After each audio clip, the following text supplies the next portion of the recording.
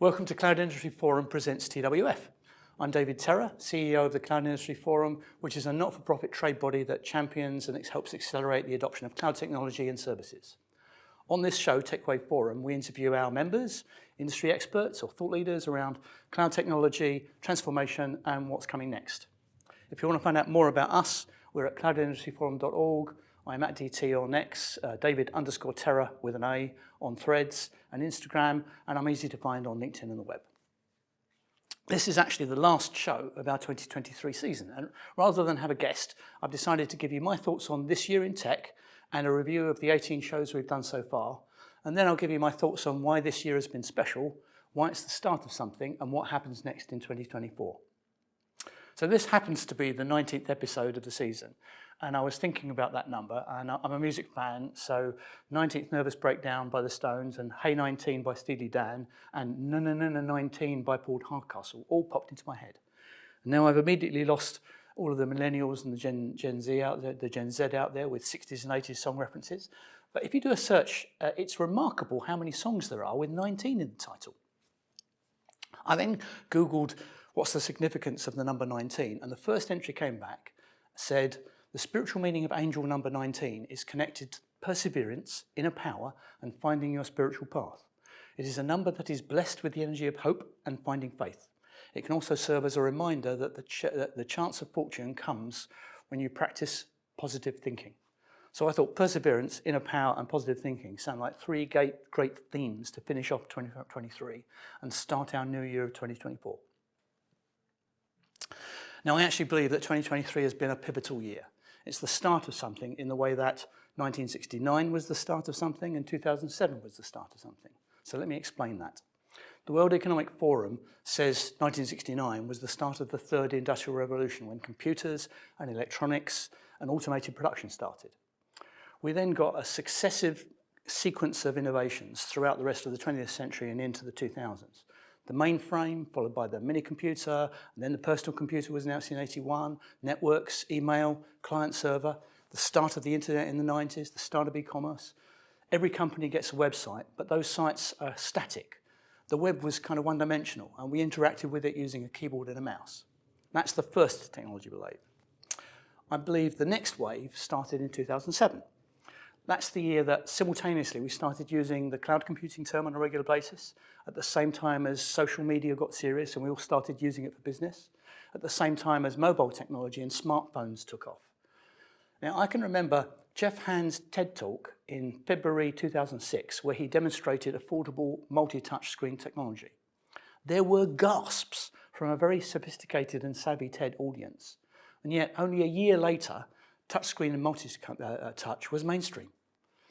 Now, cloud and social and mobile combined with web apps and wide-scale Wi-Fi and internet availability so that we had access to all of the recorded information in the world in the palm of our hands. The World Economic Forum call it the fourth industrial revolution. I call it the second technology wave. Conversations, both personal and business, started across the internet. Everyone had the opportunity to become a publisher. Individuals and then businesses started blogging. Everyone started loading video to YouTube. Buying and selling and marketing changed forever. The way we get our news changed. We started using terms like Web 2.0 and then digital transformation. And a whole load of new technology and innovations carried on happening simultaneously and overlapping, changing our business models and helping us get closer to our customers, helping the customers be much better informed before they even spoke to us. Which brings us to this year, 2023, which is obviously the year of generative AI. Actually, OpenAI released ChatGPT in December 2022, and you'll probably know it passed 1 million users in 5 days, and then 100 million users within 2 months. And as of now, that one Gen AI product has 100 million active users every week. Now, it was grabbing the headlines at the start of 2023, but I don't think any of us expected it to be, here at the end of the year. News stories on generative AI and large language models have been in our news feeds all year, and they're still coming. There's something happening, which I've explained I call the third technology wave, and maybe others will call it Web 3.0 or Web 3 or even the fifth industrial revolution. Understanding all of that history and what it means for business and society in the 21st century is exactly why this show is called TechWave Forum. So before we explore that some more and speculate about what will happen in 2024, let's review TWF and our 18 shows so far. Who have we interviewed and what topics have we touched? We talked new models of distributed leadership with Celine Schillinger. We talked data and the Gen AI explosion with Mark Osborne of IBM. We interviewed our new forum chairman, Ian Jeffs of Lenovo, on how cloud has evolved over the last 15 years. My good friend David Terrar joined us to talk about the importance and clarity of our strategic messaging, something that we tech companies often need to do better. Jez Back of Capgemini talked about cloud economics and how you should be managing your journey into cloud. Georgia Thadasov of Tabba Discovery showed us a new approach to research with better search mechanisms and AI help. John Hayden of Control-O showed us their product, LinkSpace, which is a significantly safe and trusted approach to the ad hoc databases and business processes that we often use spreadsheets for. We need to ban spreadsheets. Steph McLeod of Kaizo PR explained why she's joined our board and how she can help refine and expand what we do for our members. Ex-FBI agent Miguel Clark of Armour Defence gave us his perspective on cybersecurity and the expanding threat landscape. Cécile Régnier of Wolters Kluwer talked customer service and customer engagement as a competitive weapon to win business. Frank Jennings, known as the cloud lawyer from Teacher Stern, helped us understand the legal and ethical implications of AI and large language models. Gregory Leborg of OVH Cloud talked in depth about their end-to-end approach on sustainability. Michael Anderson, the tall guy, gave us some great messages on leadership in terms of mindset and psychology and neuroscience. Paul Bevan of Bloor Research talked about the past, present and future of cloud and Gen AI's effect on it. Pollyanna Jones of Monster Lab, ex of NHS England, gave us a brilliant tech for good and cloud success story around NHS England's future NHS collaboration platform that is actually heading for 600,000 users. Benjamin Ellis of Social Optic explained the importance of data-driven decisions, data visualization, and the impact of culture on the bottom line. Evan Lever of Escrow London explained the importance of software escrow and data and cybersecurity and business continuity. And finally, Stephen Dickens of the Futurum Group explained why today's cloud landscape is necessarily hybrid, as well as the significance of the mainframe today and where does cloud go next. We've covered a lot of crucial topics with some fantastic speakers, both from our forum members and from the industry. So here we are at the end of 2023, which has been the year of generative AI, ChatGPT and large language models. But like I said at the start, this is a pivotal year. Gen AI may be key, but I believe it's only one of the ingredients starting this third technology wave that's hitting us. If you aren't already embracing what AI can do to make your people more efficient, help them with their creativity, improve their internal processes, add value to your customers, then you're missing the boat and you're in danger of getting swamped by this coming wave. You've got to get on board. Actually, I'm just working this week on the questions for the survey for our annual research report that we publish around about March time every year. This year, I've added in questions about how people are getting to grips with Gen AI and how they're using it internally, how they're using it to improve their value propositions. So I'm really looking forward to what that data will show us. So, what's going to happen in 2024? Well, the first thing to say is that generative AI isn't a bubble that's going to burst. Every enterprise software company you can think of is embedding generative AI in some or all of their products. That, along with the fact that every smart enterprise has got increased use of AI and machine learning, mean that a significant rise in the need for compute power and more storage requirements for these large data models is going to happen. That leads to two things.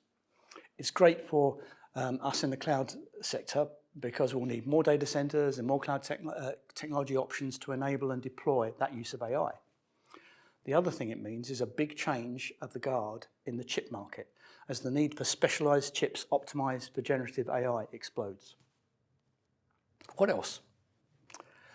Mixed reality starts here.